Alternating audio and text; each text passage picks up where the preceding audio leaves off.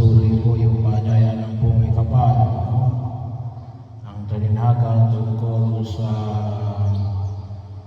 panalangin. Panalangin lagi at huwag manghinawa.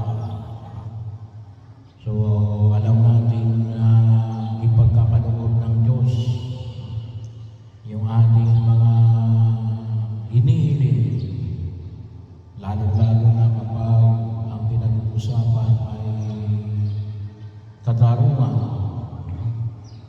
Pero sabi nga natin, yung hamon na ipinahayag ngayon sa siya, mayroon kaya matalagpuan ang anak ng tao na may ganitong uri ng pananalig.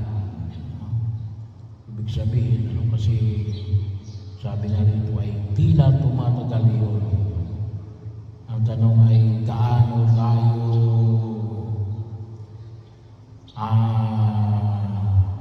katapat na maghintay sa tagal bago ipagkaloob yung ating panalangin. So kaya napakahalaga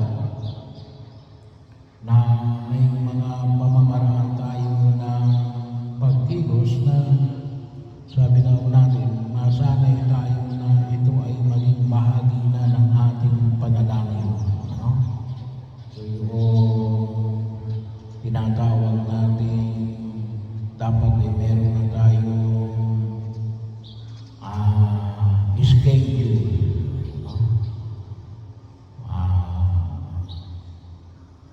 Kung maaari na ay permanent, na makita natin ang pamamaraan ng pananalangin. Then of course, yung ating ordinary mass, bahagi ko yun. So, kaya din ay mahalaga rin ang makita natin. May mga unti-unti natin inilalagay at maging bahagi o nawa na pagkilos na dapat ay maging bahagi ng ating schedule. Hindi lamang dahil sa may availability, ngunit maging bahagi yun na kung saan yun ay gagawa natin ang paraan na para tayo available kasi tinalaga na natin. Kaya kung nyo rin makita, sinimulan na rin natin yung pagkatakot sa banal na sakramento sa altar, yung isang oras. Every 4th Friday of the month, nagsimula tayo ng September, sa pauna po ng mga lay ministers sa Body Communion. Pero sana po ay maging bahagi. Ngayong November, sabi ko nga kasi magliliyong tayo ng Kristong Hari. Yun na rin yung ating pagkataan sa banal sakramento sa altar. So, pero gusto natin sana na ma-maintain yung every 4th Friday of the month.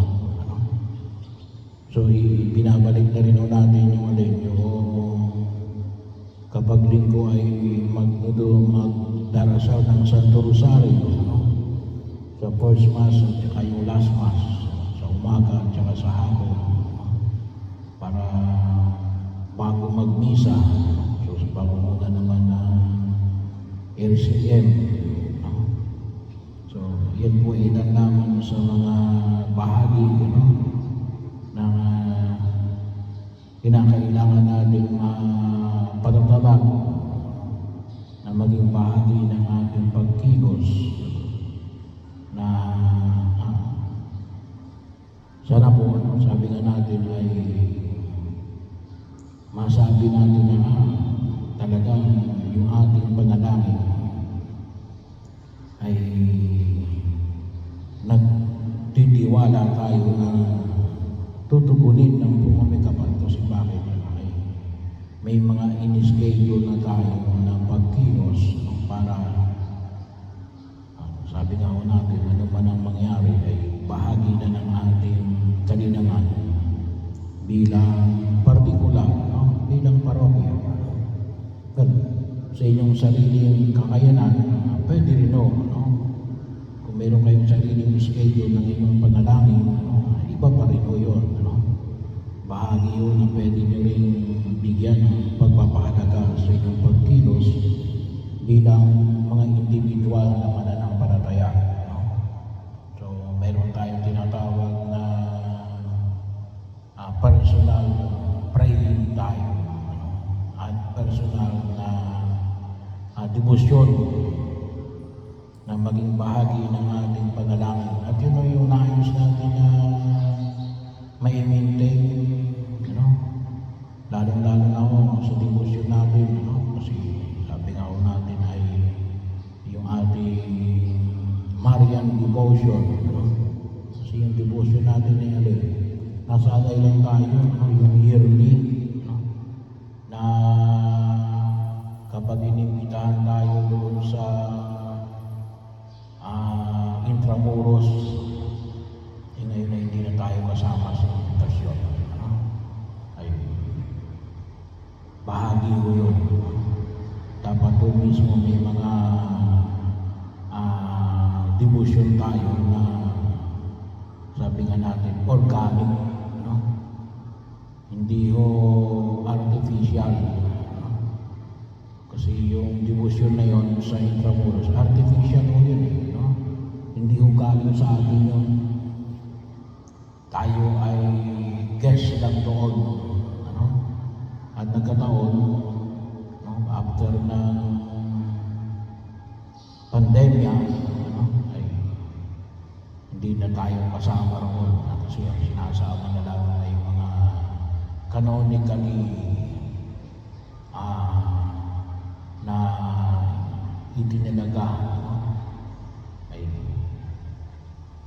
pag sinabi natin handong natin na wala naman tayo may offer, bakit?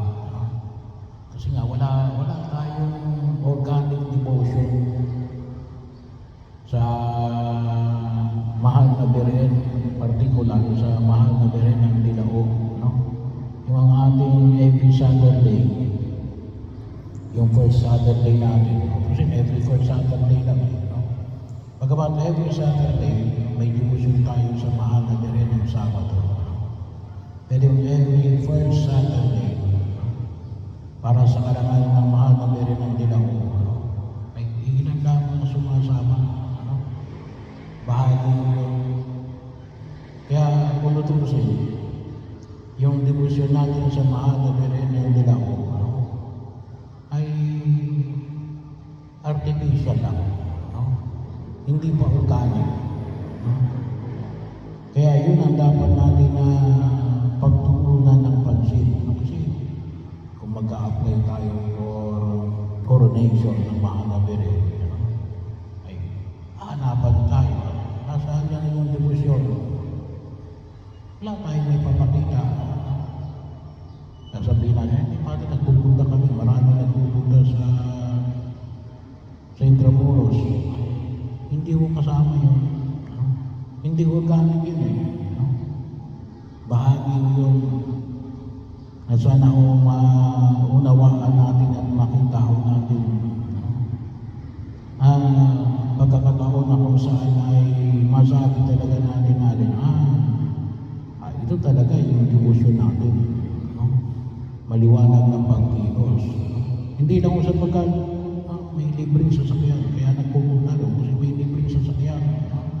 Hindi pag sinabi natin devotion, pag sinabi natin panalangin, ay handa tayo na gumastos sa sarili natin. Kasi bakit? Devotion natin ito, hindi devotion ng ibang tao. Bahagi yun na makita ko natin. Kaya yun yung maliwanag na nakita ko natin sa Ebanghelyo. Ano ito? Yung